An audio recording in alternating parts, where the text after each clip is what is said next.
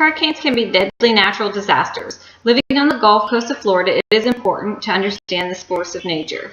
Hurricane season for the Atlantic coast lasts 6 months out of the year. It runs from June 1st through November 30th. It is important to know how to prepare and what to do in case the dangers of a hurricane hits.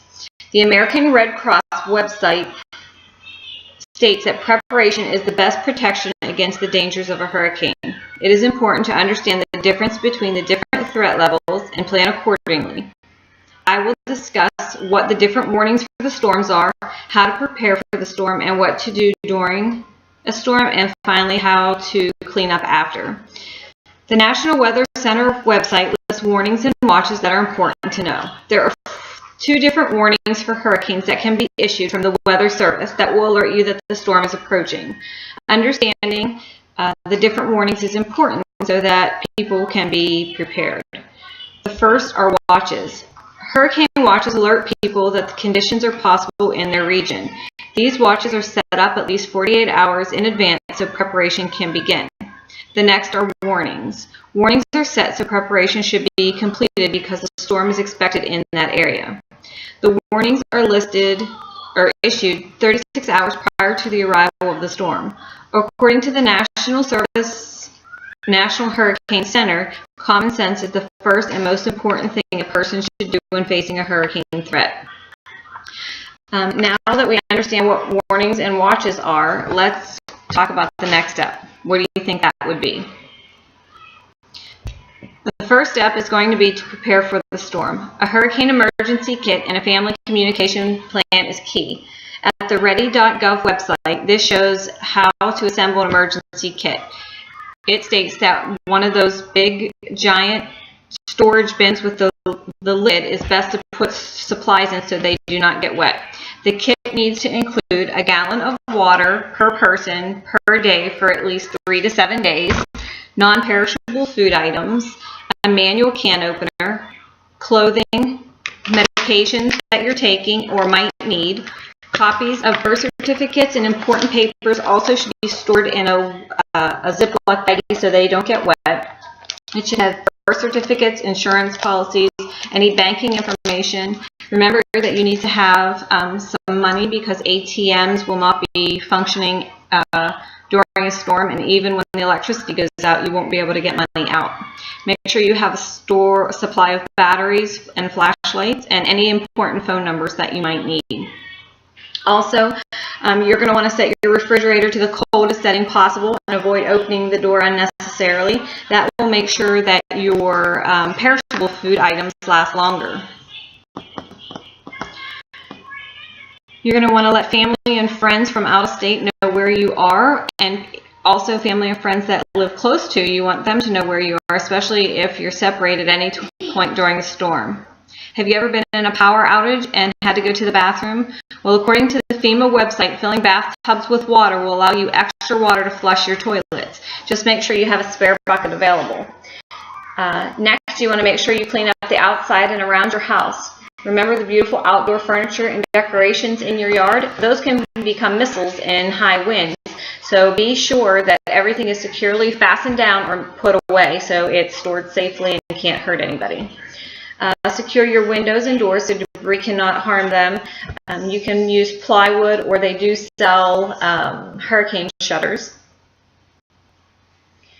The Allstate website shows you important information on how to shut off utilities before the storm if needed. If you do live in a flood zone, you want to know how to shut off your electricity at the breaker in case flooding does occur. Some people even go out and buy generators so they can have electricity during the storm when the power goes out. There are also different types of weather radios available. This way, when you have a weather radio, you'll be able to have updated information not only before the storm, but during the storm and after the storm as well. Evacuate only if you are told to do so by officials. You need to know if you live in an evacuation zone. Behind me, I have a map of Hillsborough County that lists evacuation zones there in red and the different colors, and then after you can take a look at the key to see where you're at and where if you need to evacuate. If you evacuate, you want to make sure that your gas is full in your car. Make sure that your tire pressure is checked and you don't need an oil change. You don't want to be stopping for those things unnecessarily during a hurricane, or before or after. After or before, there might be long lines and you don't want to sit in those, or the pumps might be off. And also you want to make sure you make arrangements for any pets that you have.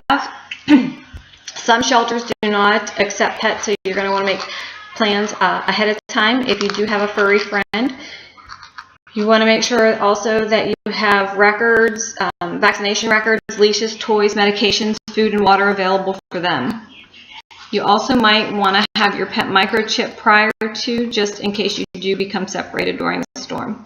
Now that we know how to prepare before the storm, let's talk about what we're going to do during the storm. When the storm finally arrives, you want to stay inside in an interior room if possible. Avoid any windows and doors. You don't want to go outside even if the weather is calm. Remember, even after the eye of the storm passes, winds will pick up again. Listen to your weather radio so you can get all the updated information that you need. If power was lost during the storm, never use your generators indoors because of the risk of carbon monoxide poisoning. It is also important to have activities to do to pass the time, especially if you have small kids. Board games and cards are good pastimes that do not require electricity. Also, make sure you have their favorite stuffed animal. Staying safe after the storm is just as important. Finally, when the storm finally passes, continue listening to the weather and local reports. If you had to evacuate, only return home after officials say that it is all right to do so. Before entering your home, inspect to see how much damage has occurred and if it's safe to enter. At the FEMA website, it states that if there's any question about the safety of your home after a storm, contact a qualified building inspector. When going out after the hurricane, it's important to keep an eye out for downed power lines because you don't want to become electrocuted. Also, living in Florida, we have a lot of venomous snakes, and you don't want to be bitten by one of those either. Again, always use common sense. So I want to tell a little story about my experience after moving to Florida during the hurricane season in 2004. It was quite memorable. In August, there was a hurricane expected to hit the Tampa Bay area. I had never experienced a hurricane before, and I didn't know really how to start to prepare. I was from a transplant here from Pennsylvania, and I knew how to stay safe in a blizzard, but not in a hurricane. So unfortunately, I waited a little too long to start preparing. So by the time I made it to the grocery store to get supplies, all the shelves were empty. There was not even a loaf of bread or a jug of water. So we left the grocery store and we went to the local home supply store, and we were going to buy plywood to board up some of our windows and doors. Again, we were too late for that. So we headed home, and my husband gathered up all of our outdoor patio furniture and our lawn decorations and put them into the garage, and we made a makeshift shelter in our dining area because that was in the innermost room. Unfortunately, my husband works for the sheriff's office, and he had to report to work during the storm, so I was going to be home alone with our two small kids. So we had board games and cards and things like that to pass the time. We had sleeping bags and a cooler and some flashlights, and I did have some extra batteries laying around, so we had that. Thankfully, for our sake, the storm made landfall south of Tampa Bay and Punta Gorda, so we were safe from that. However, I did learn that not being prepared for that, we need to prepare early and listen to the tropical forecast and prepare before supplies are gone so we don't end up in that situation again. In closing, when preparing for a hurricane, it's always important to use common sense. The best thing to do is to prepare early before the storm arrives. Make sure you assemble your emergency kit and buy a NOAA weather radio so that you'll have all updated information before the storm, during the storm, and after the storm. After the storm, make sure you assess the damage and prepare for cleanup. Knowing the steps to take before the storm comes will help keep you and your loved ones safe. Does anybody have any questions?